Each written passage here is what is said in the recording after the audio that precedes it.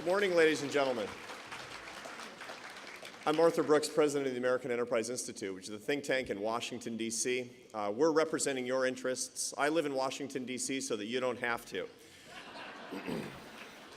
I want to talk to you about the battle in November, but it's not the battle you're thinking of. It's the battle that we're all going to fight this coming November, which is the battle with our families around the Thanksgiving table for justice and freedom. Now, I'm the only conservative in my family, and so Thanksgiving is super fun. And it goes something like this. We're sitting around the table, and at a certain point, the conversation turns to economics and public policy, and it's my turn, like every year, to defend capitalism. And I say, you know the only way to get the economy out of the ditch? It's not with the government. That's going to set it back. We need free enterprise. As a matter of fact, free enterprise is what we didn't have with this corporate cronyism and bailouts and loopholes and government housing policy. We need to get out of the way of entrepreneurs and lower regulation and lower taxes, because we have the highest corporate tax rates in the OECD countries. Now, I'm the head of a think tank, so that sounds really good to me. But my sister-in-law, who's really liberal, is across the table, and she says, you know what? I think you just want to give tax breaks to millionaires, and that's not fair. And furthermore, I just read an article in the newspaper about a little girl who lives in a car with her mother. What are you going to do about her? And you know what? I just lost the argument. I lost it because of one simple fact. You get 10 seconds to frame yourself in an argument.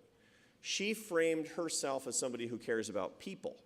I framed myself as somebody who cares about money. And every single one of you and I know that money is less important than people. What's written on your heart, the reason you're here, the reason you love America is because of people, not because of money. I'm a PhD economist, and I care about people, not money. And that's what we need to fight for, and that's the case that we need to make. What do we need to say in our 10 seconds?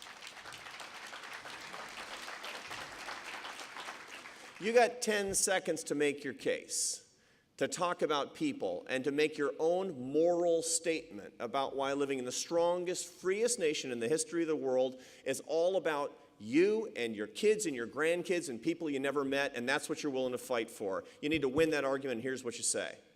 You have to say one of three things. Now, this is based on a lot of research. I had a book come out a month ago, and if you're interested, you can read all the footnotes and all that good stuff, but let's cut to the chase about why it really matters. You need to say one of three things. Number one, you know what? I want to help everybody in this country. Everybody demands and deserves individual dignity, and that means they need earned success. Only the free enterprise system allows people to create value with their lives and value in the lives of other people. And if we don't give them that, they're not going to have earned success. They're going to learn helplessness. The government makes people learn helplessness. Free enterprise allows them to earn their success, and that's their right. You need to demand fairness.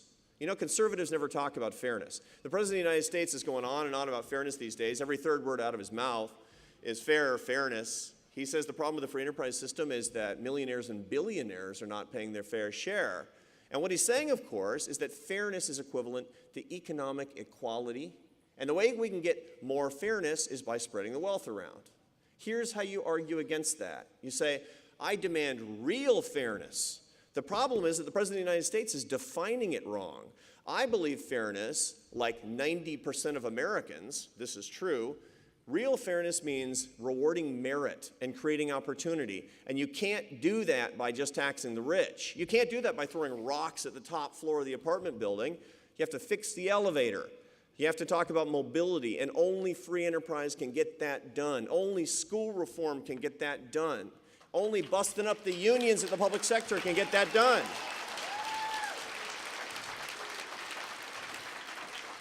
The problem in America today is that it's an unfair nation. It's unfair to steal from our children. It's unfair to pay bureaucrats more than their private sector counterparts. It's unfair to give corporate cronies special tax loopholes and bailouts. And that's what this president and this government are doing. They're making an unfair country for everybody, including the poor, and that's got to stop.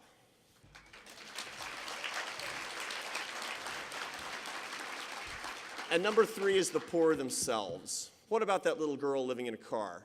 Who does free enterprise benefit? The answer is the poor. Did you know that between 1970 and today, that 80% of the world's worst poverty has been eradicated? Now, the world's worst poverty, according to economists, development economists, is living on $1 a day or less. There's still too much poverty in the world. We all know that. We have to work harder. But 80% of the world's worst poverty has been eradicated as a percentage of the world population. What happened? How did that happen? Was it the unbelievable success of the United Nations? Was it the efficacy of U.S. foreign aid, or central planning regimes, or global socialism, or the IMF, or the World Bank? No, it was free enterprise. It was globalization. It was free trade. It was cross-border entrepreneurship. It was you. The last time you bought something made in another country, you actually made it possible for somebody to not see their child go to bed hungry. The only system that can lift the poor out of poverty by the billions is the free enterprise system. If you are commanded to love the poor, if you join me in serving the least of these in this world, you have no ethical choice but to support the free enterprise system, the only system for good Samaritans. So here's your 10 seconds, my friends. Here's your argument. You say, I demand earned success for everybody, including that little girl. I demand a fair country that treats everybody with dignity, that does not take away her future.